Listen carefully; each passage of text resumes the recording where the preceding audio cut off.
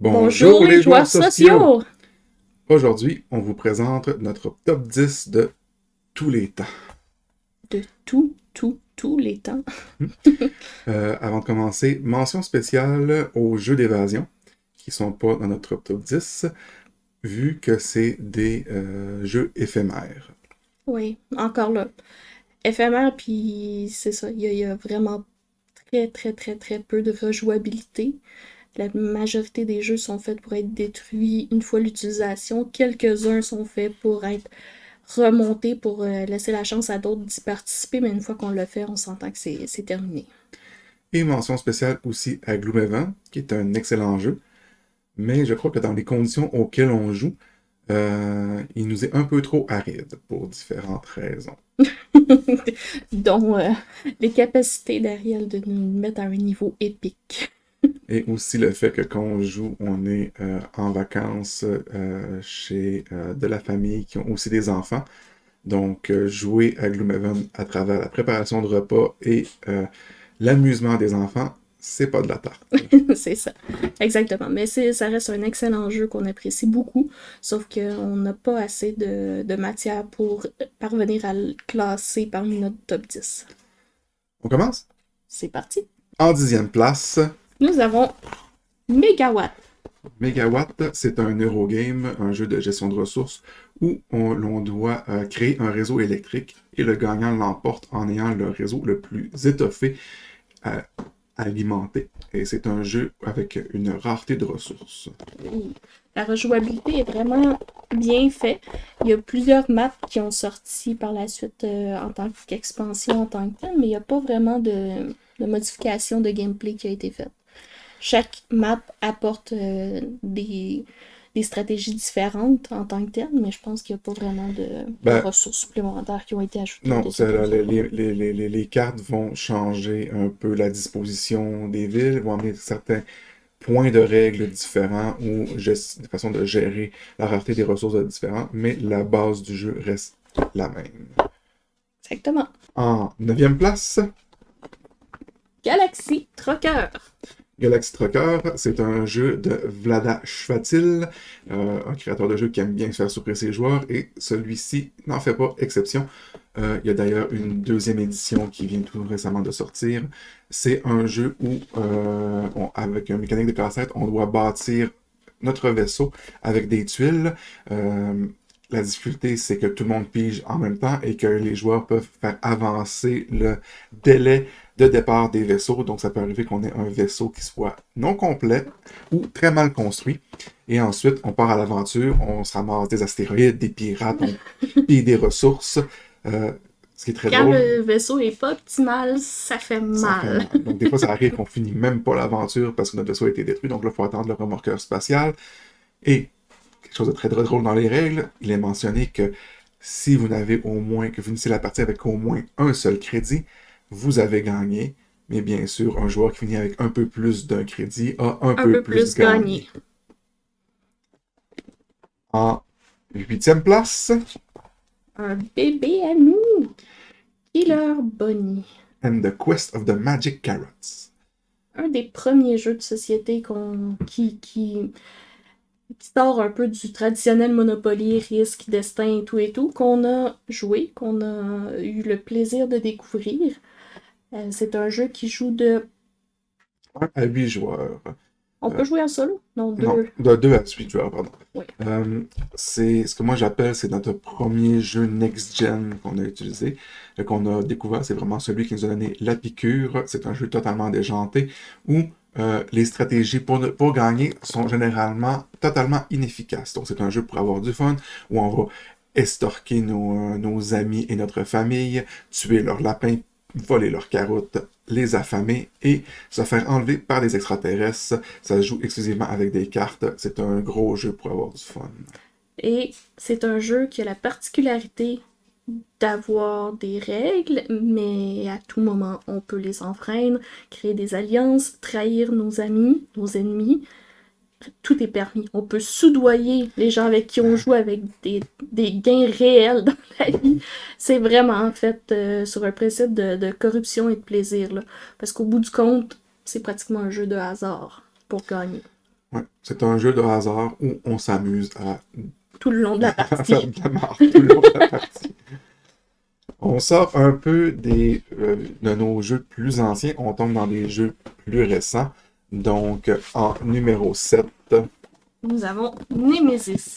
Nemesis, c'est un jeu type Dungeon Crawler, mais de science-fiction. On est un équipage qui se réveille de stase, donc on est un peu dans le brouillard, on ne sait plus trop ce qui se passe, et on découvre que le vaisseau est rempli d'extraterrestres meurtriers. C'est pas un jeu où le but est de détruire les extraterrestres, on est très mal équipé pour faire face à plusieurs extraterrestres de type alien. On a des missions, il faut les remplir et réussir à survivre sans être infecté. Le jeu à la base est fait pour être semi-coop, donc le but c'est d'être le seul à gagner, mais tu peux pas y arriver seul, donc il faut que tu utilises les autres joueurs pour arriver à tes fins. Il y a aussi un mode pleinement coop et un mode scénario qui vient avec une BD.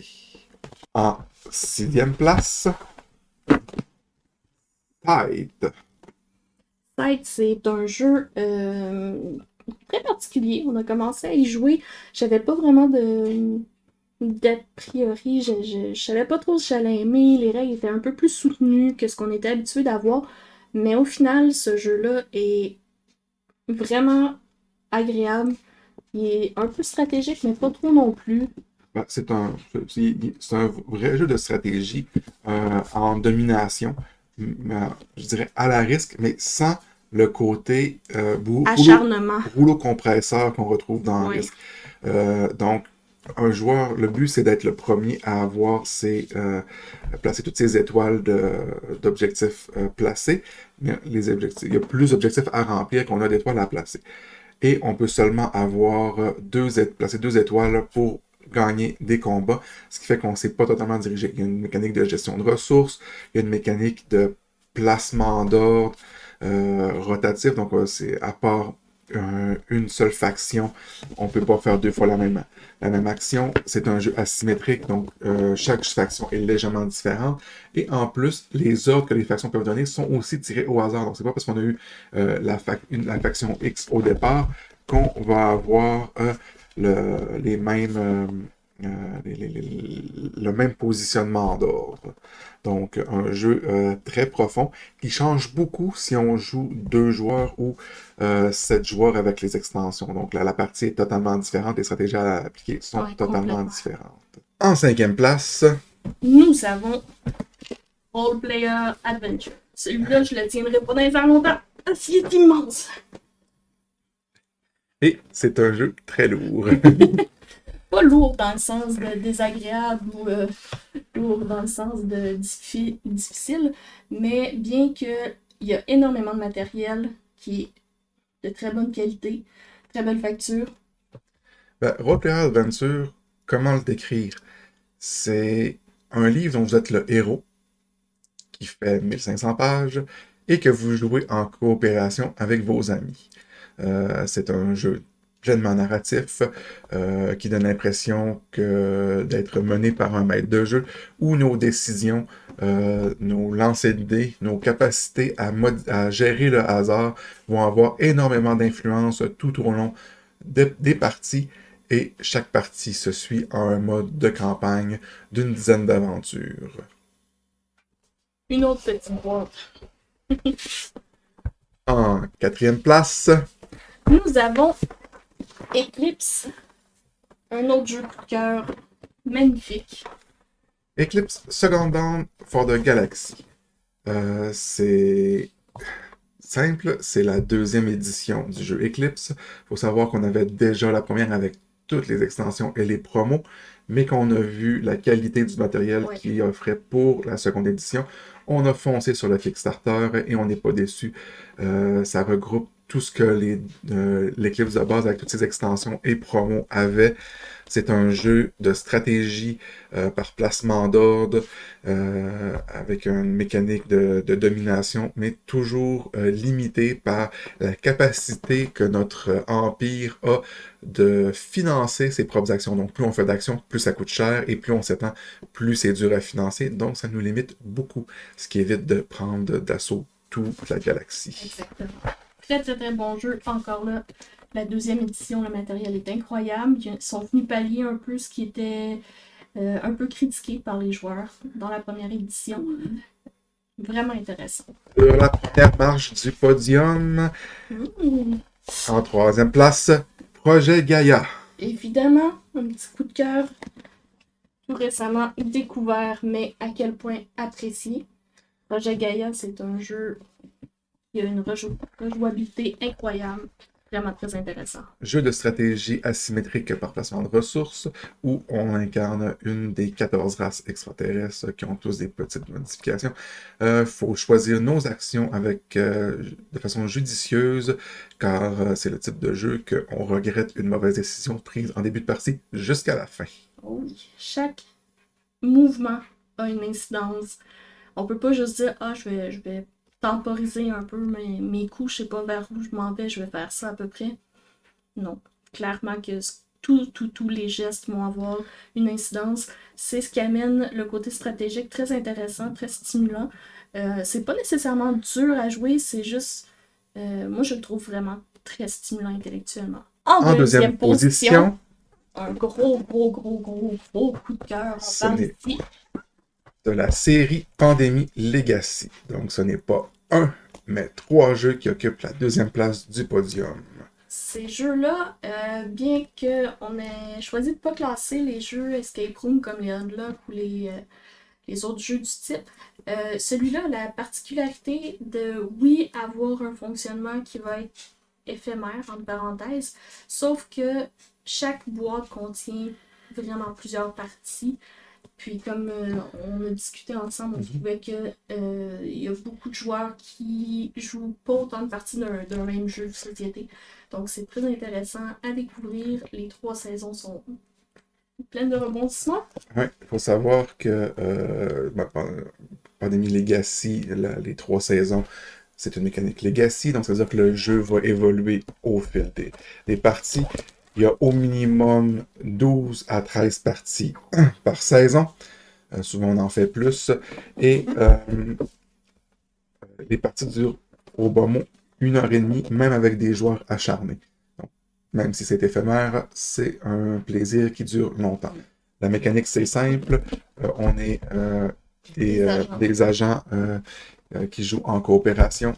Chaque joueur a 4 actions à effectuer et on doit endiguer une maladie ou contrôler des espions ennemis et s'adapter à ce que le jeu nous amène comme nouveauté entre chaque partie. En première position. Avec la médaille d'or dans nos cœurs. À tout jamais, j'espère. On a Terraforming Mars. Donc, Terraforming Mars, pour ceux qui ne le connaissent pas encore, c'est un jeu de gestion de ressources stratégiques avec cartes où chaque joueur est une corporation qui doit faire son travail pour terraformer la planète rouge. Et la corporation qui a le plus apporté son soutien à la terraformation est Sacrée Championne. C'est un jeu asymétrique, très emballant, qui demande une adaptation stratégique entre chaque partie. Oui, la rejouabilité est incroyable, encore une fois, dépendamment des cartes de départ, des factions de départ qu'on va avoir. On va prendre des stratégies différentes. Les expansions, tant qu'à moi, ajoutent chacune quelque chose de vraiment très intéressant. Par contre, même en possédant seulement le jeu de base, ça reste un jeu qui est extrêmement stimulant, agréable, puis auquel on peut jouer des centaines de parties sans se tanner. Même plus de 200. Même plus de 200. Puis probablement plus que 300. Donc, c'était notre top 10 de nos jeux préférés de tous les temps. J'espère que ça vous a donné envie d'en découvrir quelques-uns si vous ne les avez pas déjà essayés. ou d'en redécouvrir quelques-uns. Donc, on vous souhaite beaucoup de plaisir avec les jeux de société. Si vous avez aimé cette vidéo, n'oubliez pas de nous donner un pouce bleu. Vous voulez en voir plus? Abonnez-vous et activez toutes les notifications pour être informé lorsque notre contenu est mis en ligne. Parce que on est plutôt chaotic good sur YouTube. On vous propose d'autres vidéos dans le même style, à gauche et à droite. Et comme vous aimez les jeux de société, venez vous asseoir à notre table tous les mardis 13h ainsi que les samedis et dimanches 20h pour vivre des parties en temps réel et interagir avec nous sur Twitch TV. On est game!